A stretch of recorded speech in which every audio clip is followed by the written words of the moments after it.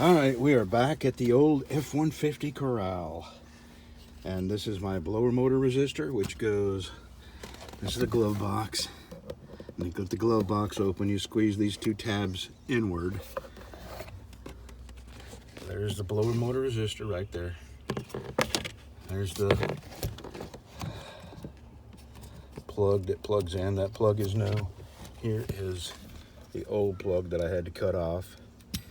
And you know, this is 10 years old, this truck. This is a Ford F-150. And I've had nothing but trouble out of this AC system, and it's always been the blower motor resistor that's gone bad. And something must be causing it to go bad. This is not a Ford part, this is an aftermarket part.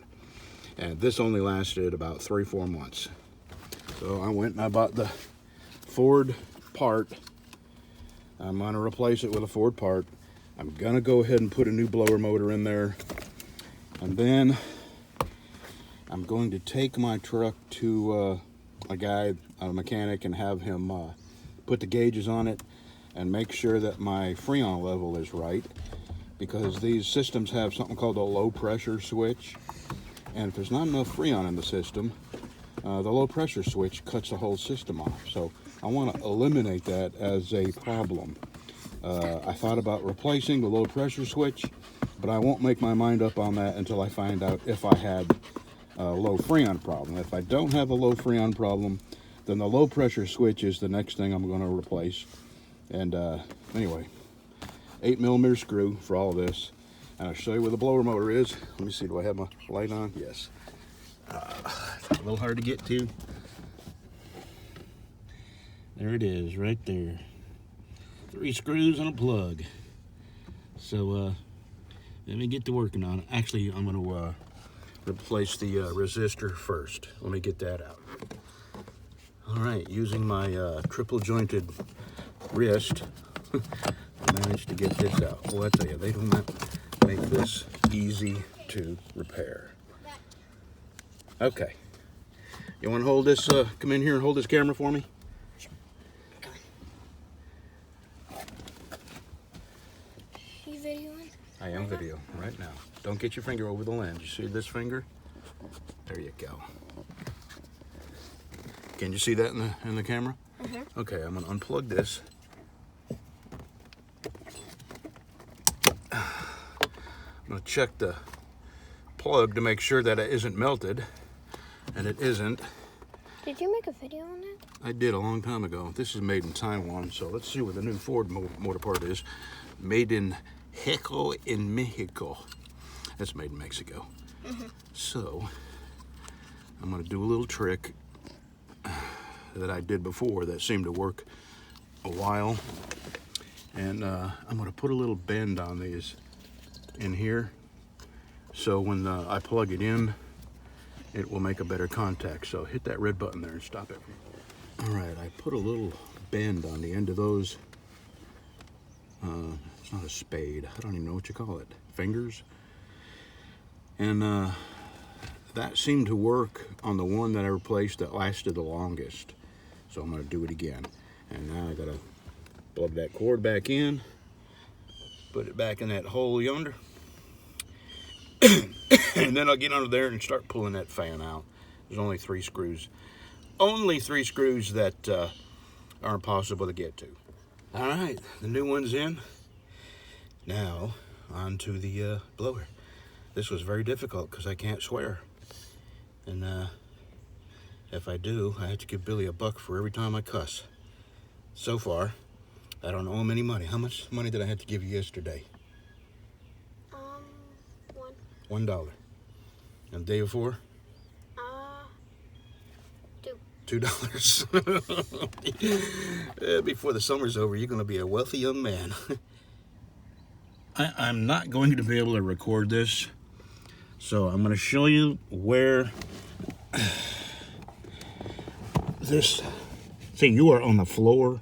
There's no way I can't even get my arm. Hold on. Okay. This. I need to unplug that. And there's 3 screws. You can see 2 of them. There's a third one back up under here. It's very hard to get to. The two you can see I can get with an extension, and the one that you can't see I'll have to get it with a ratcheting 8mm wrench. So let me get to work on that, and we'll see you back here in a minute. Go take a break, get your cup of coffee. Okay, here's a helpful tip. There are 3 screws, and the one back there is the hardest to get to. Do that one first, because if you do these 2 first, this fan hangs down and gets in your way of getting that out. I had to go put this screw back in so I can get a wrench on that. All right, and that was something I thought you needed to know. I found it. You cannot do this job without an 8mm ratcheting wrench. I tried. I tried because I didn't want to come down here in this mess and dig through all my tools. This will someday be my garage, my shop. But I just don't have the money to turn this into my shop yet. I've spent so much money on everything else that I gotta wait a while to buy the plywood and the cabinets, and eventually this will be a nice shop, but I don't have time or money right now. Anyway, back to the 8mm. I found it. And I'm telling you, don't even try. If you're gonna do this job yourself, replace that blower. A swivel won't work, an extension won't work, a regular wrench won't work, because there's only you can't even get a 1/4 of a turn on it with just a regular wrench. Has to be a ratchet wrench. So let's go back to work. Okay. Boy, I'll tell you what.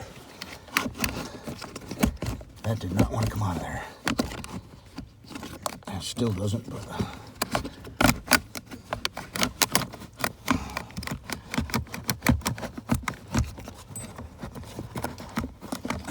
hooked up on the carpet. All right, I need both hands. It's hooked on the carpet back here. I tell you, I don't hear any funny sounds coming from this. I am sort of grasping at straws here, replacing parts. But, you know, for the price of the fan, I'll just hang on to this. I don't hear any grinding. And it actually turns about as easy as this new one does. So, out with the old, in with the new. Back to work. Okay, Billy. Put your foot on the brake, put the keys in, and crank it up. Okay. You know which key it is? It's the big key with a black on it. There you go. Make sure it's in park. It's in park. Okay. Foot on the brake.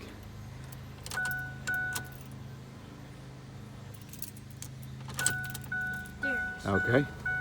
Foot on the brake. On the brake. Okay. Give it a crank. All right. Let's AC.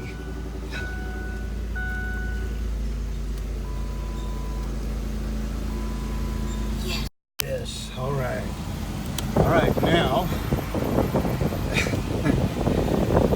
Wait. The windshield wipers are on. Yeah. Darn. I'll tell you, that was hard, and absolutely impossible without an 8mm ratchet wrench. And that one bolt closest to the firewall, hard to get out, and really hard to get back in.